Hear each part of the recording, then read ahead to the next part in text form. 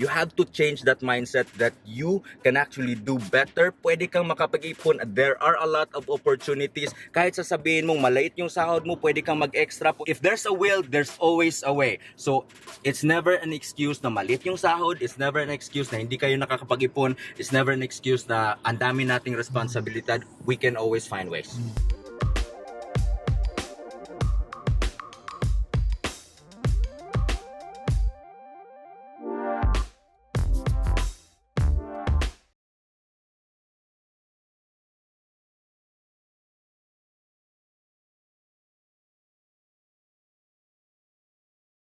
How long have you been here in Dubai? Mga 14 years. 14. Whoa! 14 years!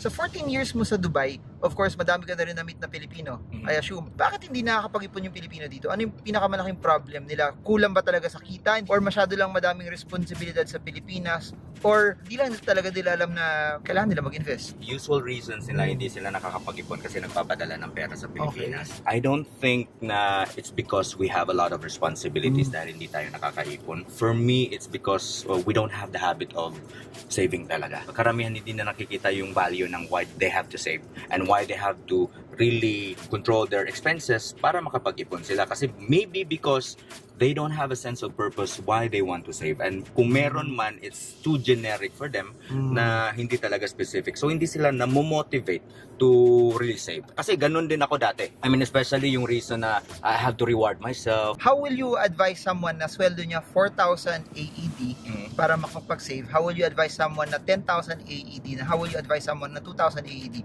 Ano yung mga recommendations mo para sa kanila? Whether it's 4,000, whether it's 10,000, 20% is the basic. But most of the time kasi, when we say 20%, it's blindly saving lang eh. So blindly saving na, kasi sabi nila 20%, you're saving that for what? So parang for the sake of saving, hindi supposedly ganun. You have to really allocate specific amount for specific goals. Okay. So yun yung tinatawag na smart money jars. Like say for example, you want to retire in 10 years time, you have to have a specific amount of kung magkano bang kailangan mo pang college, and then you back calculate how much do you need to save on a monthly basis to achieve that goal. Okay. So yun yung ano no, na parang hindi lang pwede na sasabihin mo ay sabi nila 20% daw, and then maybe we were taught na parang sasabihin na may alkansya dyan, may Johnson's baby powder dyan, punuin mo yan para marami kang pera, but it should not be that case. Dapat punuin mo yan para may pambili ka ng laruan pag Pasko. For someone na 4,000 versus someone na may 20,000, parang mas madali mag-save ng 20% pag 20,000 sweldo ko kasi makakabili na ako ng needs sa sobrang daming luho if 20,000 sweldo ko. Is it okay that they push na 4,000 lang ako eh? Do I need to save 20%? Your capacity to save does not actually depend on your income. Ang motivation mo, ang drive to save does not necessarily depend on your income. Kasi marami akong nag-goal setting na ang laki ng sahod, umaabot ng 50,000 on a monthly basis. Dirhams to and then mas nakakaipon pa yung 4,000, 5,000 dirhams. Hindi siya hadlang na if you have a small amount of money, hindi ka makakapag-ipon. It just boils down to the lifestyle. And then, usually, ang suggestion ko na like, I mean, what are your investment instruments that you can actually, start saving is yung magagamit mo. You can probably, depende yan sa risk appetite mo. Pero, ang pinaka-basic na recommendation ko, you can probably try Pag-ibig DOS. Pwede yun kahit nasa Dubai ka? Pwede. I always recommend that because any income earner, whether you're house help, 500 minimum lang yun eh. Okay. 500 pesos minimum. So, and then you can, and it grows like how much? Like 6% per year, 7 days. I mean, it's not that much compared to stocks, but important thing there is the habit of allocating. Saka hindi mo siya wala siya sa ATM eh, na madaling matanggal, di ba? Oo, na parang at least naka-lock in siya. Na wala kang choice, hindi mo ma-withdraw talaga yon.